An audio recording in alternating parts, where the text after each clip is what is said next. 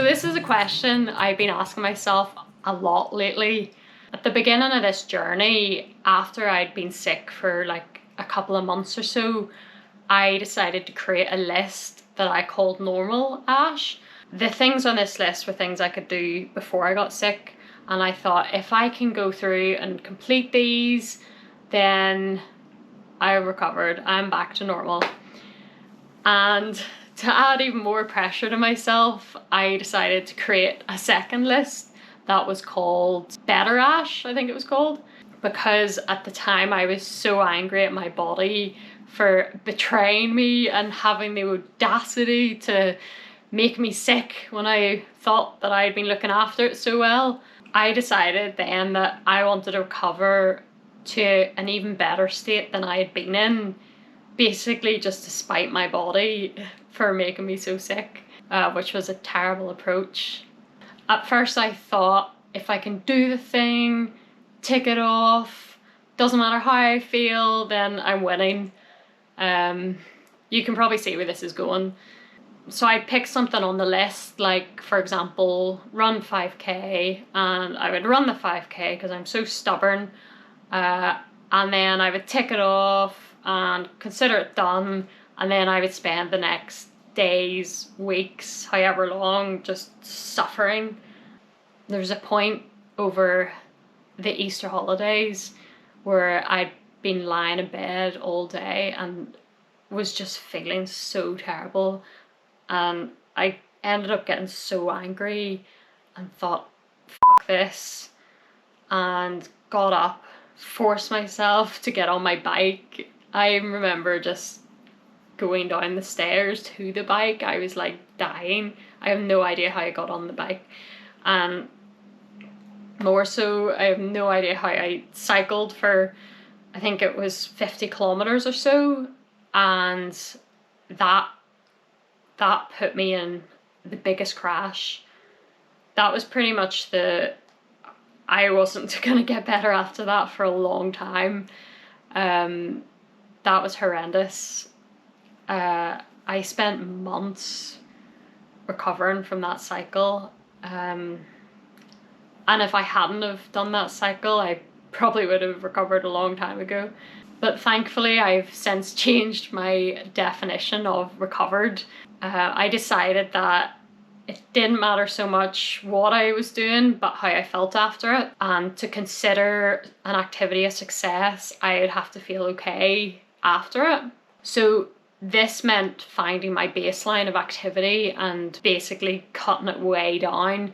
I was finding to have no symptoms at all. I basically had to cut everything out and just start from scratch. So I stopped pushing, basically. It's a bit of a long story. I'm going to do a video about my pacing strategies as well. I basically worked my way up from walks around the garden to last weekend completing a 10-kilometer walk. Woo-woo! Really excited about that. So when will I actually consider myself recovered? I've decided that I need to have a specific goal, because some days like I feel close to recovery, but then at the same time I feel like I'm sort of walking on thin ice, and it sort of feels like, you know, I'm verging on overdoing it and crashing sometimes. And like even on the good days without symptoms, it's like I know it's still there. That's hard to explain, but if you know, you know. But ultimately, when I'm able to push myself physically and not suffer payback for it, and also not have to live in fear of overdoing it, that is how I would define recovery. But my specific goal is to climb Slieve Donard, which is the highest mountain in Northern Ireland. But most importantly, to just feel acceptably tired after it. That's something that I've really started to learn in my later recovery stages, is that there is such a significant difference between feeling like chronic fatigue, crashing tired, and having done a good workout tired. When I'm crashing, it's like absolute hell, and it's incomparable to just feeling exhausted. When I went for the walk, the 10-kilometer walk last weekend, it was like after I was so tired, but it was like, it was a good sort of tired and a acceptable tired, because like, you know, you don't expect to feel like, you know, never tired. And there's such a difference. There's such a difference. Like, it's hard to even explain.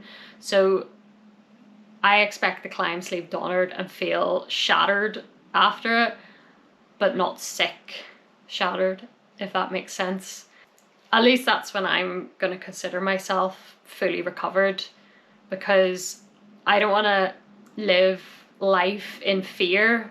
Like, even though I can do a good amount now and I'm really pleased with what I can do and the progress I've made, I still live in the fear of overdoing it, and I am constantly pacing and monitoring.